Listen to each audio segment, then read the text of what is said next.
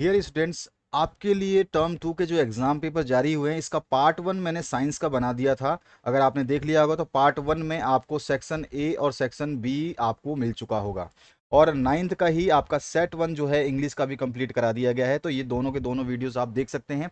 Part 2 आज हम देखेंगे साइंस का, जो सेक्शन सी है जिसमें 15 से लेकर के 19 तक के प्रश्न हैं, उसको हिंदी और इंग्लिश वर्जन में हम चेक करने वाले हैं, यहाँ पे देखने वाले हैं। तो चलिए स्टार्ट करते हैं क्वेश्चंस के सिलसिले को, ठीक है। तो चलिए स्टार्ट करते हैं पहले क्वेश्चन से, जो आपका 15 नंबर छोड़ा था। ये क्वेश्चंस देखिए मैंने करवा दिया है, यहाँ पे इंग्लिश प्लस हिंदी में लिखा हुआ है, ठीक है। जूल मात्रक होता है, वॉट मात्रक होता है, ठीक है, इस तरह से। इसके बाद ध्वनि की तरंग जो है, तरंग दैर्ध्य और आवर्ती का वेग से किस प्रकार संबंध है, इसका डेरिवेशन मैं अभी आपको दिखाने वाला हूँ। ये 2 नंबर में आएगा, तो सीधा सीधा आप लिख सकते हैं कि v equals to lambda v होता है या लेमडा एफ भी होता है, ठीक है। आप एफ भी लिख सकते हो इसको, v को। ये जो फ्रीक्वेंसी होती है, फ्रीक्वेंसी जो होती है हमारी, इस फ्रीक्वेंसी को हम एन से भी डिनोट करते हैं, एफ से भी डिनोट करते हैं, न्यू से भी डिनोट करते हैं और म्यू से भी डिनोट करते हैं। बहुत सारे इसके वो है सिंबल्स, आप चाहे किसी को भी यूज़ कर सकते हो, कोई इशू नहीं है। चलिए हम आगे के प्रश्नों को डिस्कस करते हैं। यहाँ पर मैंने आपको बताया था कि आपको कैलकुलेट करना हो मोलर मास, तो कैसे मोलिकुलर मास को निकाला जाता है। यहाँ पे सब कुछ मैंने हिंदी प्लस इंग्लिश वर्जन में लिख दिया था, ताकि बच्चों को कोई भी मिस्टेक ना हो, कोई भी दिक्कत ना हो। तो इसलिए मैं अनुरोध हमेशा करूँगा कि आप अपने दोस्तों के साथ शेयर जरूर करें। यहाँ पे चौथा क्वेश्चन भी आप देख, एक बार मैं रिवीज दिखा दे रहा हूँ, आप देख लेना जिस बच्चों ने नहीं देखा है। तो ये चौथा क्वेश्चन का आंसर आपके सामने है। इसके बाद जो है पांचवा क्वेश्चन आप देख रहे हैं, जिसमें एजोबैक्टर और राइजोबियम आता है, यहाँ पर इसका आंसर है। इसके बाद आते हैं हम नेक्स्ट क्वेश्चन की तरफ। नेक्स्ट क्वेश्चन देखिए, नेक्स्ट क्वेश्चन में क्या पूछा गया आपसे। छठा क्वेश्चन जो है, एड्स नामक बीमारी जो है एचआईवी के कारण होती है, जिसको हम ह्यूमन इम्यूनोडेफिशिएंसी वायरस बोलते हैं, जिसको हिंदी में मानव प्रतिरक्षी न्यूनता विषाणु बोलते हैं। इसके बाद में आपका कितना परसेंटेज नाइट्रोजन है, सभी को पता है 78% है, और एग्जैक्ट जो वैल्यू है 78.08% है, ठीक है। आप 78 भी लिखोगे तो भी आपका आंसर सही माना जाएगा। सेक्शन बी को देखिए, तो एक जूल को परिभाषित करना है। एक जूल जो है वो क्या होता है, एक न्यूटन बल को एक ही दिशा में, जिस दिशा में लगाया जा रहा है, 1 मीटर की दूरी तक लगाने में किए गए कार्य को जो है एक जूल कहते हैं। सिंपल सा बात है, बहुत सिंपलेस्ट लैंग्वेज में मैंने फर्स्ट पार्ट में समझा दिया है। पार्ट अगर आपने नहीं देखा है तो जरूर देख लेना। इसके बाद नवा क्वेश्चन था, जिसमें आपको फ्रीक्वेंसी दे रखी है, आवर्ती देखो यहाँ पे आवर्ती, जैसे हमने एन ले लिया, आवर्ती चाहे तो हम यहाँ पे एफ भी ले सकते हैं। तो एफ आपको 220 हर्ट्ज दे रखा है, हर्ट्ज होती है इसकी यूनिट, और वेग का मीटर प्रति सेकंड होता है 440 दे रखी है। तरंग दैर्ध्य हमें निकालना होता है, तरंग दैर्ध्य का फॉर्मूला जो हम लैम्डा यहीं छोड़ देंगे, तो वी अपॉन में एन हो जाएगा, है ना। और v की वैल्यू हमें दे रखा है, ये रहा v की वैल्यू, और n की वैल्यू हमने नीचे रख दी 220 जो ऊपर दे रखी है फ्रीक्वेंसी की, ठीक है। तो इसको हमने लेकर के जो है इसको निकाल दिया, ठीक है। तो इस तरह से ये क्वेश्चन करना था, तो हमारा 2 मीटर जो है इसका आंसर आ जाएगा। इसके बाद आ जाइए नेक्स्ट क्वेश्चन की तरफ। नेक्स्ट क्वेश्चन जो इसमें पूछा गया था, परमाणुओं की संख्या क्या होती है। तो ये जो 46 ग्राम में सोडियम परमाणु में कणों की संख्या ज्ञात करनी है, तो ये भी मैंने आपको इसमें बता दिया था, ठीक है। हर चीज बताई गई है, आप इनको देख सकते हो। आगे के जो क्वेश्चन है 15 से लेकर 19 तक के, वो पार्ट हम इसमें डिस्कस करने वाले हैं। तो यहाँ पे सब कुछ आप समझ लेना। थॉमसन के परमाणु मॉडल की क्या व्याख्याएं थी, बहुत सही तरीके से और बेहतरीन तरीके से मैंने समझाया। अगर पार्ट 1 जिसने भी देखा उसको दिक्कत नहीं होने वाली है, ये गारंटी मेरी तरफ से है आप लोगों के लिए, क्योंकि जब हम सॉल्यूशन बनाते हैं तो बहुत सोच समझ के और जल्दबाजी नहीं करते। यहाँ पर जो है नेक्स्ट आपका 0.5 मोल को ऑक्सीजन के अणु का द्रव्यमान निकालना है। तो ऑक्सीजन के 2 अणु होते हैं, तो 16 गुणा में 2 हो जाएगा, 32 ग्राम हो गया, और 5 में 0.5 में निकालना है तो इंटू कर देंगे, 16 ग्राम आंसर आ जाएगा। हिंदी और इंग्लिश में लिखा हुआ है, आप इसको देख सकते हैं। आगे बढ़ते हैं नेक्स्ट। प्रतिरक्षण क्या है ये भी मैंने बता रखा है, यहाँ पे लिखा भी है, आप इसको पढ़ सकते हैं। इसके बाद आ जाइए नेक्स्ट क्वेश्चन पे, जल प्रदूषण के 3 कारण बताने हैं। बहुत सारे कारण हैं, मैंने केवल 3 ये अपने हिसाब से लिखे हैं। औद्योगिक कारण होता है, जिसका इंडस्ट्रियल वेस्ट बोल सकते हैं। सीवेज वेस्ट होता है, जो हम लोग घरों में अपशिष्ट पानी वगैरह यूज़ करते हैं, ठीक है, ये सब होता है। रेडियो एक्टिव वेस्ट होता है, आपका एग्रीकल्चर वेस्ट होता है, क्योंकि एग्रीकल्चर में भी हम खाद वगैरह यूज़ करते हैं, तो वो भी आप लिख सकते हैं। तो सारी चीज़ें आपके ऊपर डिपेंड है क्या लिखना चाहते हैं। इसके बाद में आपका सेक्शन सी शुरू होता है। यहां पर आ जाइए, आपका सेक्शन सी जो है मैंने कहा था सेकंड पार्ट में करा दूंगा। तो किसी पिंड की गतिज ऊर्जा को परिभाषित करना है, और परिभाषित करने के बाद गतिज ऊर्जा के लिए जो है व्यंजक भी प्राप्त करना है। तो यहाँ पे गतिज ऊर्जा क्या होती है, वह ऊर्जा होती है जो किसी वस्तु में उसकी गति के कारण होती है। सिंपल सा लैंग्वेज लिखा है, kinetic energy is the energy that an object possesses due to its motion. ठीक है, तो ये हो गया आपका इंग्लिश और हिंदी में डेफिनेशन। अब हम बात करते हैं drive the expression for the kinetic energy. Kinetic energy के लिए व्यंजक प्राप्त करना है, यानी गतिज ऊर्जा के लिए, तो बहुत आसान सा व्यंजक है गतिज ऊर्जा के लिए व्यंजक, एक्सप्रेशन फॉर काइनेटिक एनर्जी। हम मान लेते हैं consider a body of mass m, ठीक है, मास एम का जो है मैंने बॉडी माना वो रेस्ट में है, रेस्ट में है यानी कि इनिशियल वेलोसिटी u बराबर 0 होगी, ठीक है, और लेट कांस्टेंट फोर्स F। अब जब कांस्टेंट फोर्स F एक्ट कर रहा है, कोई फोर्स है यानी कि कोई बल जो है इस पे कार्य करता है, नीचे लिखा गया है हिंदी में, मान लीजिए कि विरामावस्था में जो है m द्रव्यमान का कोई पिंड है और माना कि पिंड पर एक लगातार F फोर्स जो है लग रहा है, और इस फोर्स के कारण जो है एक त्वरण ए जो है प्राप्त हो रहा है या फिर प्रोड्यूस हो रहा है या उत्पन्न हो रहा है, और कितने दूरी के लिए, डिस्टेंस एस की दूरी के लिए जो है ए त्वरण मिल रहा है एफ बल लगाने पर।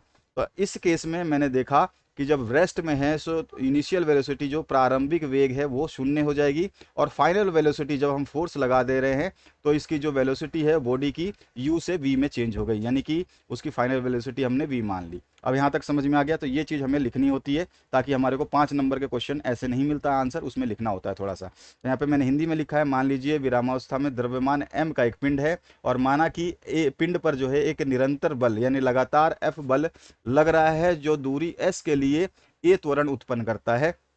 मान लीजिए कि पिंड का वेग जो है वो v में बदल गया, इनिशियल क्या था, u था, और u बराबर 0 था, जब फोर्स लगाया तो वो v में बदल गया, और इस मामले में जो है प्रारंभिक वेग क्या हो जाएगा आपका, u बराबर 0 हो जाएगा, और अंतिम वेग जो हमने बताया कि f लगाने के बाद क्या बना था वो v, तो अंतिम वेग v हो गया। तो दो वेलोसिटी हमें मिल गई, और हमारे को पता है कि s दिया हुआ है, s हमने माना है, u हमने a हमने माना है, तो इसमें कौन सा फॉर्मूला आसानी से लगा सकते हैं, v स्क्वायर बराबर होता है यू स्क्वायर प्लस 2as। ये हमारे को v की वैल्यू तो v दे रखी है, ये रही v अंतिम वेग, u की वैल्यू 0 दे रखी है, a की वैल्यू a दे रखी है, s की वैल्यू s दे रखी है, तो आराम से इस फॉर्मूले में हम डाल लेते हैं। तो यहाँ पर देखिए v स्क्वायर बराबर u की वैल्यू, प्रारंभिक वेग तो शून्य है तो इसकी जगह हमने शून्य लिख दिया, प्लस में आपका 2as है तो प्लस में 2as लिख दिया, ये क्या है, एक्सेलरेशन है आपका, और ये क्या है आपका, डिस्टेंस है। और v बराबर क्या हो जाएगा, यानी कि v बराबर हो जाएगा 2as, 0 तो हटा देंगे, तो 0 हटाओगे तो बचेगा क्या, 2as। और यहाँ से s की वैल्यू अगर मैं निकालना चाहूँ, दूरी की वैल्यू निकालना चाहूँ, तो इस दूरी की वैल्यू क्या हो जाएगी, ये 2s को इसके बटे में कर दूंगा, 2a आ जाएगा, तो यहाँ पे v स्क्वायर अपॉन में 2a हो जाएगा। इस तरह से s की वैल्यू निकाल लेंगे, हम मैथमेटिक्स जानते हैं अच्छी तरह से, इक्वल्स टू के उधर ले जाएंगे तो हमारा अपॉन में आ जाएगा, क्योंकि इधर ये मल्टीप्लाई में है। अब वर्क जो है, वर्क डन यानी कि किया गया कार्य, इसका एक फॉर्मूला होता है जिसको हम बोलते हैं फोर्स इंटू डिस्प्लेसमेंट या डिस्टेंस, एफ इंटू डी बोलते हैं, बल और दूरी का गुणा जो है ये हमारे को वर्क डन देता है, ठीक है। तो वर्क इज इक्वल्स टू होता है एफ इंटू एस, ठीक है। एस की वैल्यू मेरे पास यहाँ पर है, एफ की वैल्यू और होती है, एफ होता है मास इंटू एक्सेलरेशन, और मैंने अभी अभी बताया था कि हमने वस्तु का द्रव्यमान क्या माना है, एम माना है, और त्वरण क्या माना है, ए माना है, और ये फोर्स क्या हमें वैल्यू देता है, फोर्स इक्वल्स टू होता है मास इंटू एक्सेलरेशन। तो अगर इस एफ को, एफ की वैल्यू एम ए जो है वो मैं अगर यहाँ रख दूँ तो क्या बन जाएगा, हमारे पास ये फॉर्मूला था ही पहले से, वर्क इक्वल्स टू होता है फोर्स इंटू डिस्प्लेसमेंट, बल गुणा में दूरी, या बोल सकते हैं विस्थापन। तो यहाँ पर हमें क्या करना है, एफ की जगह ये वाली वैल्यू रख दूंगा एम ए, तो एफ की जगह मैंने क्या रखा, एम ए रखा, और इंटू में एस तो था ही, फॉर्मूला मैंने बताया वर्क का होता है एफ इंटू एस, ध्यान रखना है ये चीज़, ये फॉर्मूला बहुत काम आएगा। अब यहाँ पे देखोगे तो s की वैल्यू अभी अभी मैंने ऊपर दिखाई थी आपको, s का वैल्यू हमने निकाला था, अगर आपने ध्यान नहीं दिया होगा देख लीजिए, s की वैल्यू हमने निकाली थी v स्क्वायर अपॉन में 2a, v स्क्वायर अपॉन में 2a, इस s की वैल्यू नीचे रख देते हैं ताकि हमारा जो इक्वेशन आसानी से शांत हो सके। तो s की वैल्यू जो है v स्क्वायर अपॉन में 2a रखा, और a से ये वाला a कट गया, तो हमारे पास क्या आ गया यहाँ पर, m into v square upon में 2, या हम इसको लिख सकते हैं 1/2 अलग कर दूं और साथ में लिख दूं एम वी स्क्वायर, इस तरह से भी लिख सकते हैं। आप एक में गुणा करोगे तो वापस से यही बन जाएगा। तो हम इसको यहाँ से देख सकते हैं, आप इस तरह से लिखेंगे, यानी परिभाषा से क्या होता है, किया गया कार्य किसके बराबर होता है, गतिज ऊर्जा यानी काइनेटिक एनर्जी के। तो W जो है किया गया कार्य है, और इसकी वैल्यू कितनी आई, काइनेटिक एनर्जी 1/2 mv², यही हमें प्रूव करना था। तो यही पिंड की जो है काइनेटिक एनर्जी है, ई एनर्जी होता है, के मतलब काइनेटिक, तो 1/2 mv², यही हमें प्रूव करना था। बहुत ही सिंपल है, एक बार जब आप करोगे कॉपी में खुद तो आपको पिंड की गतिज ऊर्जा निकालने में मजा आ जाएगा, बहुत ही सिंपलेस्ट लैंग्वेज में आपको समझाइए। अगला जो क्वेश्चन है उसको देखते हैं। इसमें जो 16वां क्वेश्चन है, इसमें पूछा गया है आपसे सबसे पहले कि एक तरंग की आवर्ती और आवर्त काल को परिभाषित करना है। उसके बाद में तरंग की तरंग दैर्ध्य आवर्ती और वेग के बीच में संबंध बताना है, जो हमने अभी अभी देखा था कि आपका जो है v velocity equals to lambda into f भी होता है, या फिर हम लेमडा इंटू एन भी लिख सकते हैं, या फिर हम लेमडा इंटू म्यू भी लिख सकते हैं, या फिर लेमडा इंटू म्यू भी लिख सकते हैं। तो इस तरह से बहुत सारे वैल्यूज जो है हम फ्रीक्वेंसी को एफ से भी डिनोट करते हैं, एन से भी डिनोट करते हैं, म्यू से भी डिनोट करते हैं और न्यू से भी डिनोट करते हैं। तो इस तरह से हमारा कोई सा भी एक लिख दोगे आंसर सही है, यानी कि ये सारे के सारे आपने देख लिए। अब देखिए हमें प्रूव करना है v equals to lambda f होता है या लेमडा म्यू होता है या लेमडा एन होता है। तो सबसे पहले फ्रीक्वेंसी, फ्रीक्वेंसी क्या होती है? द नंबर ऑफ वाइब्रेशंस पर सेकेंड इज कॉल्ड फ्रीक्वेंसी। ठीक है। आवर्ती क्या होती है? प्रति सेकंड कंपनों की संख्या को आवर्ती कहा जाता है। बहुत ही सिंपल लैंग्वेज में हिंदी में समझ लीजिए, आपको आसान होगा। इसके बाद देखिए, और इसकी जो एसआई यूनिट होती है फ्रीक्वेंसी की, हमेशा हर्ट्ज होती है। तो कभी कभी पूछ लेता है कि फ्रीक्वेंसी की एसआई यूनिट क्या होती है, तो एच जेड हर्ट्ज बोलते हैं। हिंदी में आप इसको हर्ट्ज इस तरह से लिख सकते हैं। अगर आप डायरेक्ट एच जेड भी लिख दोगे तो भी चलेगा। और इसके बाद में दूसरा क्या पूछा गया है कि टाइम पीरियड क्या होता है? तो time taken to complete one vibration is called time period, यानी एक कंपन को पूरा करने में लगने वाले समय को आवर्तकाल कहते हैं। बहुत ही सिंपल सा लैंग्वेज, एक वर्ड में लिखेंगे पूरे आंसर का नंबर आपको एग्जामिनर को देना ही पड़ेगा, मजबूर हो जाएगा। अब हम यहाँ पे जो है ड्राइव करने वाले हैं रिलेशन बिटवीन वेवलेंथ, फ्रीक्वेंसी और वेलोसिटी में, यानी तरंग दैर्ध्य, आवर्ती और जो है आपका तरंग दैर्ध्य, आवर्ती और वेग के बीच में संबंध बताने वाले हैं। बहुत ही सिंपल सा है, 2 लाइन का केवल। तो यहाँ समझ लीजिए, देखिए वेव वेलोसिटी जो है, यानी कि वेलोसिटी ऑफ वेव, यानी तरंग वेव का वेग, जो तरंग का वेग बराबर होता है वो तरंग दैर्ध्य बटे में आवर्तकाल होता है। ठीक है। यहाँ पे लिखा है वेवलेंथ, वेवलेंथ को हम बोलते हैं तरंग दैर्ध्य और टाइम पीरियड को हम बोलते हैं आवर्तकाल। ठीक है। यहाँ पे इंग्लिश और हिंदी में लिखा हुआ है। तो तरंग दैर्ध्य अपॉन में आवर्तकाल, तो तरंग दैर्ध्य को हम लैम्डा से डिनोट करते हैं। तो ये तरंग दैर्ध्य जो लैम्डा है ये हमारा ये है। ठीक है। इसके बाद में टाइम पीरियड को हम टी से डिनोट करते हैं, तो ये रहा टी वो। और वेव वेलोसिटी को जो है हम वी से डिनोट करते हैं, तो वी ये आ गया। समझ में आ गया? फॉर्मूला ऐसे बन गया। अब हमें पता होता है, अगर मैं चाहूँ, अगर मैं आपको दिखाना चाहूँ एक चीज़ यहाँ पर, तो इस वी को मैं क्या लिख सकता हूँ? लैम्डा तो है ही, इनटू में 1 बटे में टी लिख सकता हूँ। यानी कि आप दोबारा गुणा करोगे तो लेमडा बटे टी ही हो जाएगा। यानी कि यहाँ पे क्या है? लेमडा गुणा में 1/t है। और 1/t जो होती है ये फ्रीक्वेंसी होती है, यानी 1 में टी जो लिखा जाता है इसको हम बोलते हैं फ्रीक्वेंसी। और फ्रीक्वेंसी को हम म्यू से डिनोट कर सकते हैं, एफ से डिनोट कर सकते हैं, एन से कर सकते हैं। तो कोई भी आप चाहो तीनों में से यूज कर लो। तो यानी कि लेमडा और 1/t की जगह मैं क्या लिखने वाला हूँ? म्यू लिखने वाला हूँ। तो 1/t की जगह अगर मैं म्यू लिखता हूँ तो म्यू लिख दूंगा, तो लेमडा इंटू म्यू हो गया। तो लेमडा म्यू जो है v equals to lambda into mu आ गया। या फिर अगर आप इसकी जगह f यूज करना चाहते हैं तो ये हो जाएगा f इंटू लेमडा। वही बात है, सेम चीज है। f और v, ये जो म्यू है, ये दोनों बराबर होते हैं। या फिर अगर आप लिखना चाहते हैं तो n इंटू लेमडा भी लिख सकते हैं। n भी इसके बराबर होता है, f भी इसके बराबर होता है। तो आपकी मर्जी, आप कौन सा यूज करना चाहते हैं। मैंने तो म्यू यूज किया है, आप चाहें तो f या n भी यूज कर सकते हैं। तो मेरे हिसाब से बहुत ही सिंपल था, केवल आपको फॉर्मूला पता होना चाहिए और आप बता देंगे कि 1/t जो होता है 1/t ये फ्रीक्वेंसी होती है, आवर्ती होती है। और इस आवर्ती को हम यहाँ पे चेंज कर देंगे, लेमडा के साथ में जो है आवर्ती को लिख देंगे सीधा सीधा। बस यही चीज़ है। यानी कि यहाँ पे क्या है? वेव वेलोसिटी v बराबर होता है फ्रीक्वेंसी यानी आवर्ती, ठीक है, आवर्ती गुणा में तरंग दैर्ध्य। ठीक है, तरंग दैर्ध्य। तो इस तरह से हमारा जो है ये आंसर हो गया। तो ये सिंपल सा जो था इसको हम कर सकते थे आसानी से। मैं हटा देता हूँ थोड़ा सा अक्षर जो लिखे हैं आप, ताकि समझ पाएँ। तो ये है आपके सामने सॉल्यूशन। आते हैं 17वें नंबर क्वेश्चन की तरफ। इसमें देखिए क्या पूछा है, समस्थानिक से आप क्या समझते हैं, उदाहरण के साथ व्याख्या करनी है आपको। और दूसरा जो पूछा है, समस्थानिक के कोई 3 उपयोग लिखने हैं। तो what do you understand by isotopes, और एक्सप्लेन विद एग्जांपल। तो isotopes are those atoms of an element that have the same atomic number but different atomic weights. ठीक है।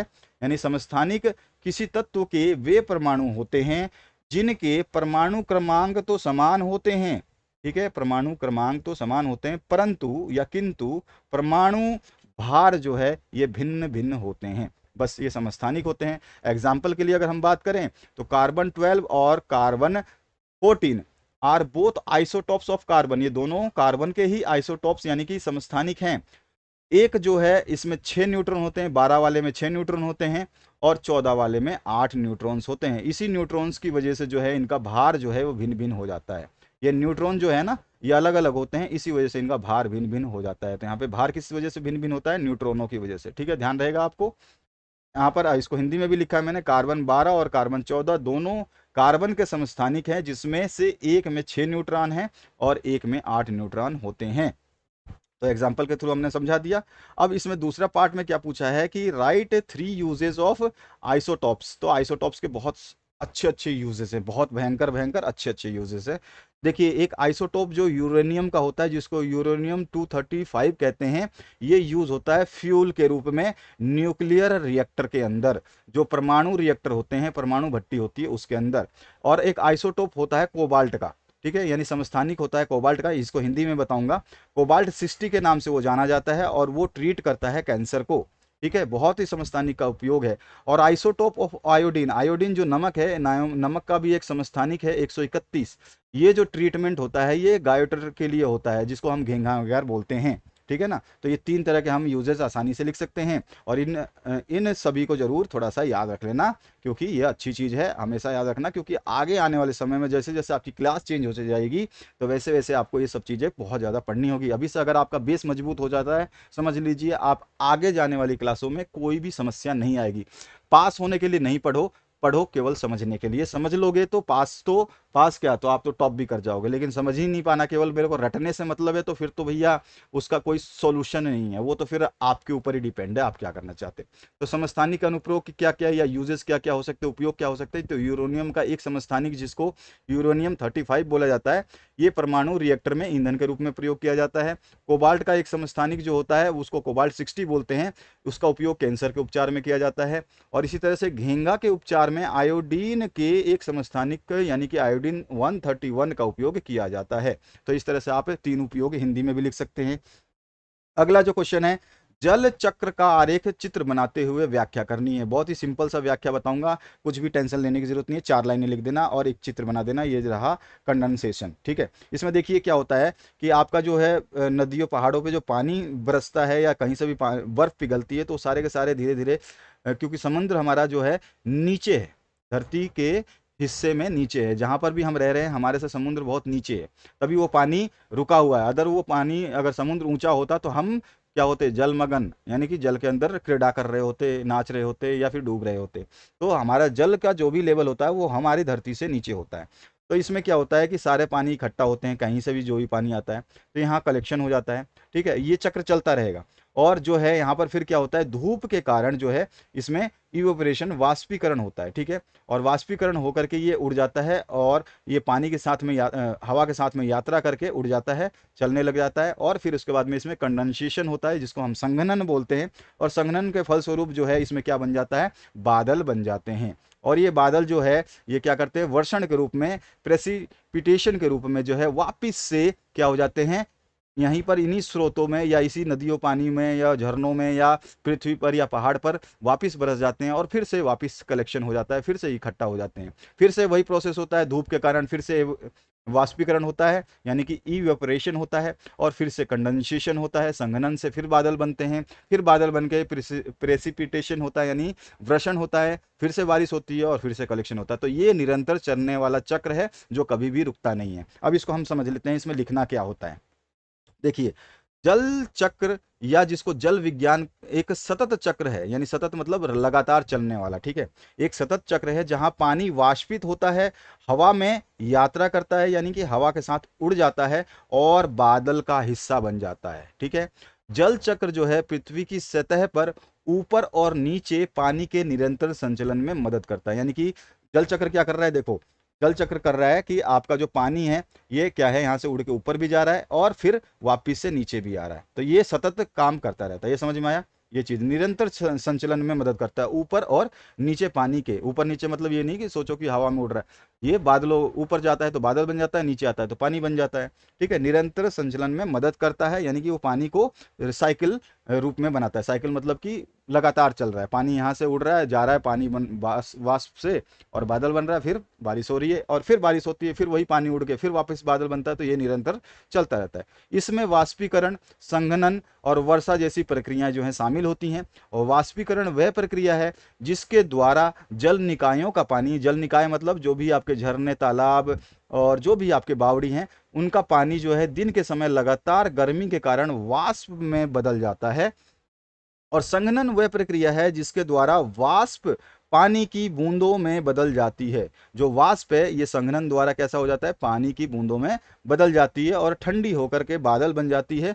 और वर्षा वह प्रक्रिया है जिसके द्वारा पानी की बूंदें आगे एकत्रित होकर के वर्षा के रूप में पृथ्वी पर गिर जाती हैं। और फिर आप लिख सकते हो कि ये चक्र पूर्णतः निरंतर चलता रहता है। तो इस तरह से आपको लिखना है, वही चीज मैंने यहाँ पे लिखी है, द वाटर साइकिल, और जिसको हम हाइड्रोलॉजी भी बोलते हैं, is a continuous cycle where water evaporates, यानी कि क्या करता है, ये उड़ जाता है, ठीक है ना, इवेपोरेट करता है, travels in the air and become the part of the cloud. The water cycle helps in the continuous movement of water up and down the earth surface.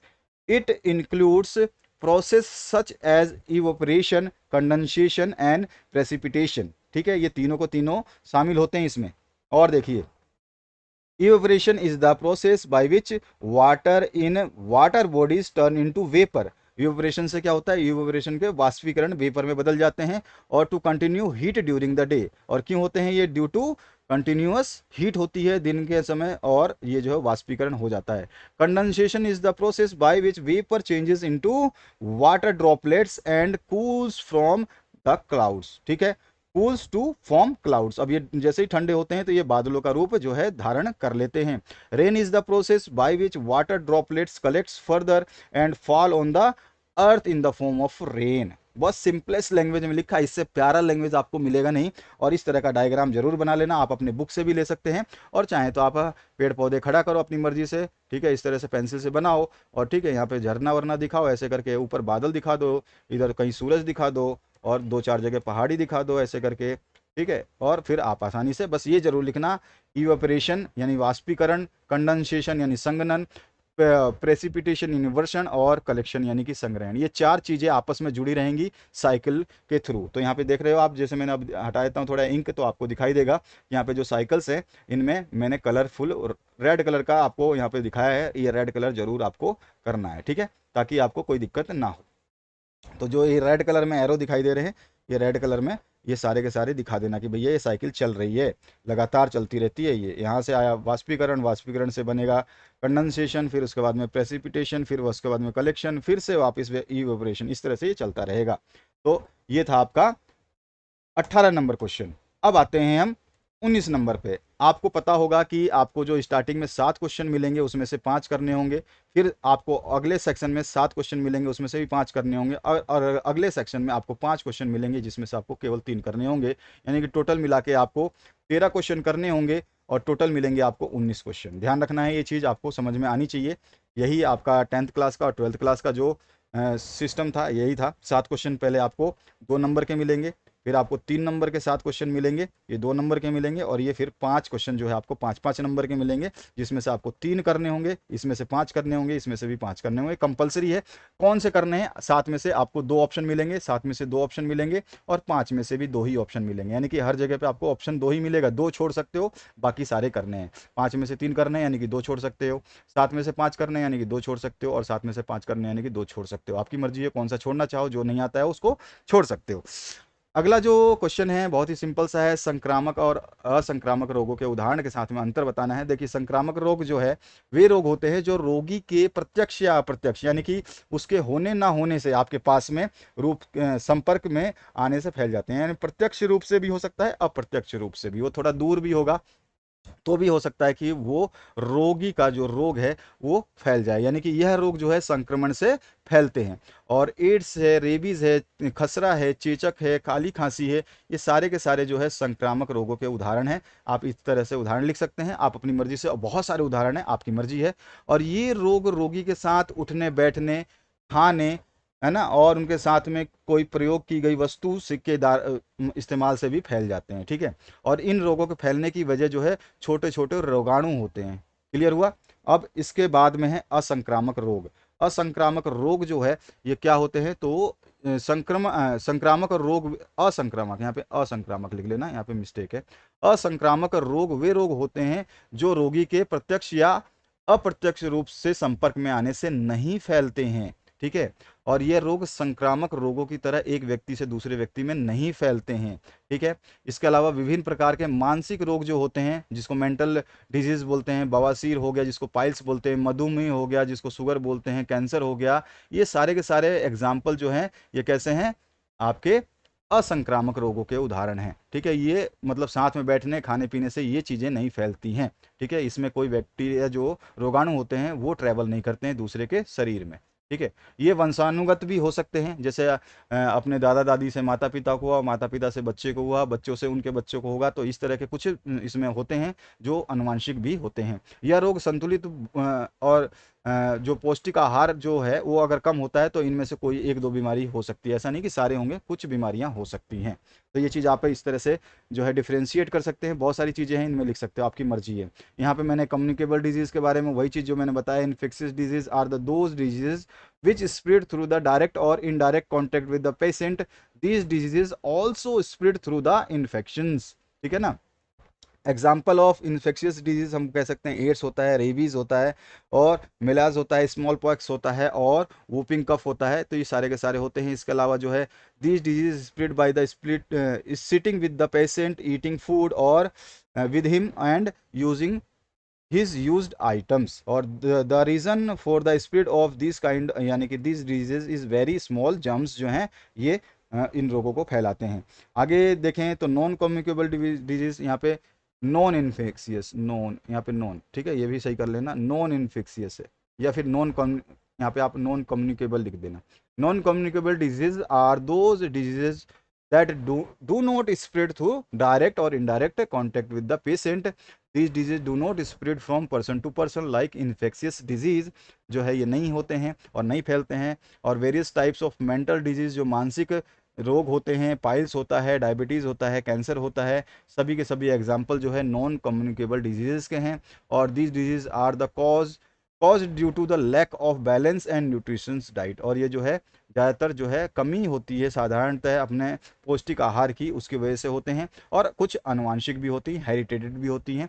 ठीक है, आनुवांशिक हो सकती हैं। तो ये भी हमें लिख सकते हैं आप चाहें तो आपकी मर्जी है। और भी बहुत सारे पॉइंट्स हैं, आप कितने भी लिख सकते हैं संक्रामक और असंक्रामक रोगों के बारे में। तो आशा करता हूँ इस वीडियो से आप लोगों को हेल्प मिलेगी। और जो वीडियोस मैंने बताए हैं अभी अभी मैंने स्टार्टिंग में ही आपको बता दिया था, इन वीडियोस को जरूर देख लेना ताकि आपको समझ में आ पाएगा कि मैंने साइंस में आपको क्या समझाया था। तो पार्ट 1 जरूर आप ये चेक कर लेना, ये हिंदी प्लस इंग्लिश मीडियम के लिए बना हुआ है, जिसमें आपका 1 से लेके 14 तक के क्वेश्चंस करवा दिए गए हैं। और अभी मैंने 15 से लेके 19 तक के क्वेश्चंस दूसरे वीडियो में आपको कराए हैं। इंग्लिश का सेट 1 रेडी कर दिया गया है, सुबह ही लाइव कर दिया गया था, इसको चेक कर लेना। इसमें भी पूरा सोल्यूशन हिंदी में बहुत बढ़िया से समझाया हुआ है, हर चीज़ को बारीकी से समझाया हुआ। तो आशा करता हूँ इस वीडियो से आप लोगों को हेल्प मिलेगी।